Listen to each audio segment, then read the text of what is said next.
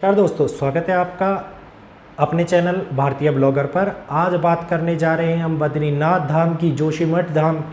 जो सारी बातें जो मैंने बताई थी, जिनके ऊपर लोगों ने यकीन नहीं किया था कि बद्रीनाथ में दरार आई है और कोई भी घटनाक्रम को अंजाम नहीं मिला है, वो सारी बात बता रहा हूँ कि बद्रीनाथ पाताल लोक में समाता जा रहा है। जोशीमठ जो उसके पास का एरिया है वो भी पाताल लोक में समा रही है और चारों धामों के ऊपर कुदरत का कहर टूटता जा रहा है।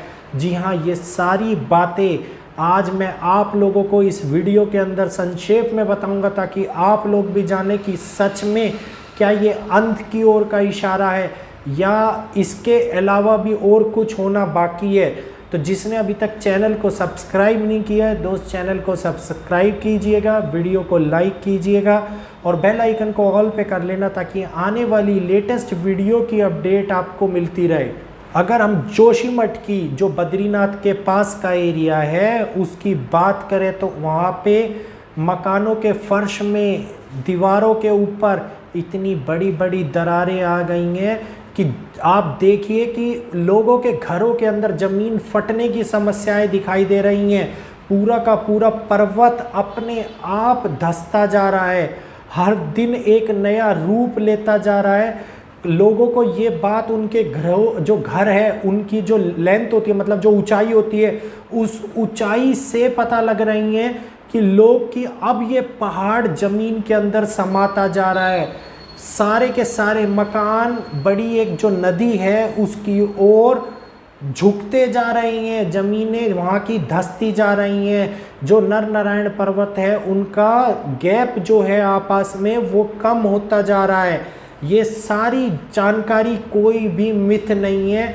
भगवान बद्रीनाथ के धाम के अंदर इतनी बड़ी बड़ी दरारें दिखाई दे रही हैं कि ये अलार्म, जो मतलब ये कहिए कि जो कलयुग के अंत की स्थिति उत्पन्न हो रही है वो अब नई रूपरेखा भी दिखाई दे रही है।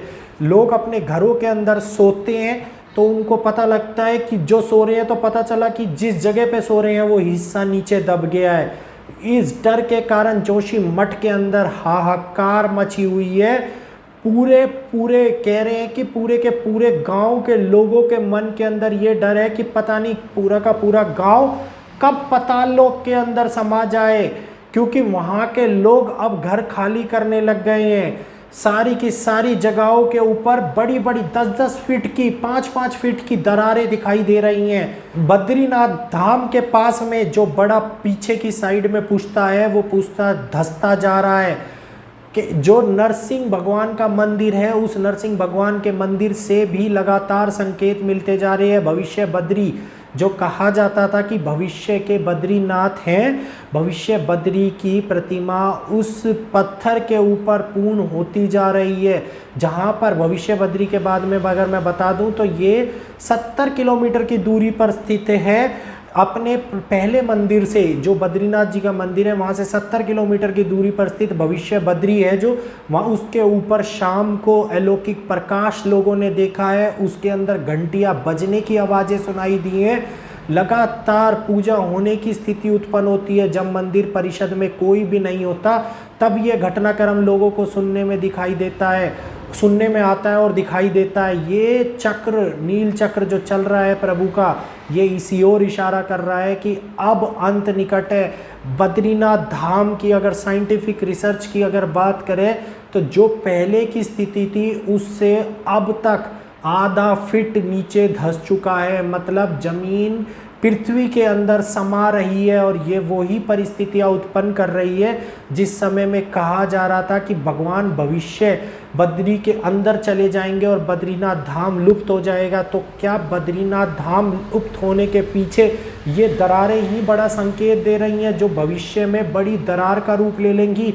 क्या भविष्य के अंदर बद्रीनाथ धाम इन दरारों के अंदर चला जाएगा? तो ये सारी बातें मेरे को भी सुनने में बड़ी हैरान कर देने वाली लग रही थी। लेकिन जब मैंने न्यूज़ में देखा, जोशीमठ के लोगों से पर्सनली बात करी मैंने, तो ये बात मेरी समझ में आई कि जोशीमठ के लोगों के मन में चिंता अत्यधिक बढ़ गई है। जो नरसिंह भगवान का हाथ था वो हाथ हिलने लगा है। इतनी मतलब इतनी पतली, इतनी बारीक, कहते हैं ना माचिस की तिल्ली, माचिस के तिल्ली के बराबर वो हाथ जुड़ा हुआ रह गया और वो कलाई पे से वो हाथ हिल रहा है, और हिलने की वजह से सभी ब्राह्मणों के मन के अंदर ये भाव उत्पन्न हो रहे हैं कि हकीकत के अंदर अब वो स्थिति आने वाली है कि बद्रीनाथ धाम में बद्री जी अब यहाँ से छोड़ के भविष्य बद्री के अंदर स्थापित हो जाएंगे।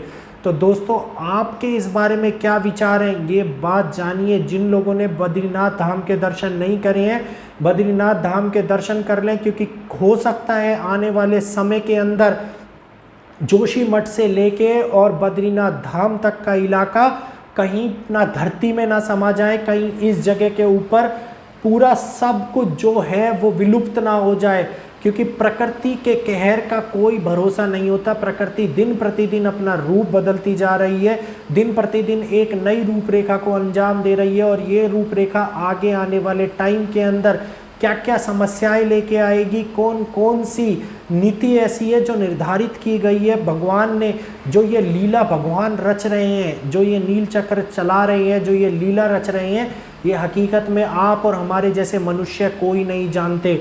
तो ये बात 100% सच है कि अब वो समय आ गया है जो संकेत चारों धामों से मिल रहे हैं, केदारनाथ धाम से, बद्रीनाथ धाम से, जगन्नाथ धाम से। अभी कुछ दिनों पहले जगन्नाथ जी के ऊपर जो बहुत सारे पक्षी मंडरा रहे थे, गिद्ध मंडरा रहे थे, क्या जगन्नाथ जी के मंदिर में होने के बावजूद कोई पक्षी उनके ऊपर मंडरा सकते हैं?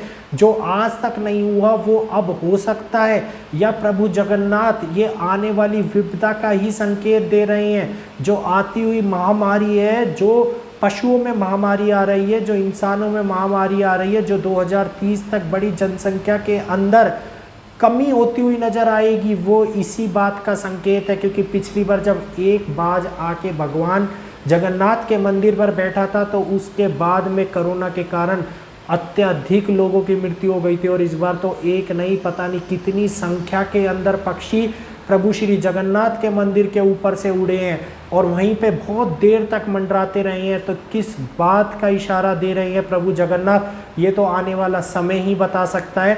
भविष्य मालिका की सीरीज़ के अंदर हम आगे बढ़ते जा रहे हैं, जिसके अंदर बहुत सारी बातें निकल के हमारे सामने आ रही हैं, और हमें भी इस बात का पता चलता जा रहा है कि हकीकत में अच्युतानंद जी की लिखी हुई बातें आज की डेट में 100% सच हो रही हैं।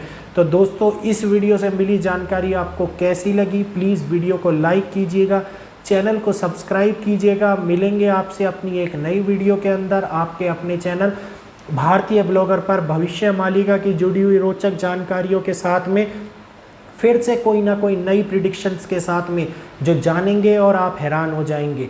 तो आज की वीडियो देखने के लिए आप सभी लोगों का दिल से धन्यवाद। जिन्होंने अभी तक बद्रीनाथ धाम के दर्शन ना करे हैं, प्लीज़ मेरे भाइयों जब भी समय मिले बद्रीनाथ धाम जाइए और दर्शन कर लीजिए, क्योंकि आने वाले समय में क्या पता बद्रीनाथ धाम के दर्शन आप और हम लोग कर पाएँ या ना कर पाएँ।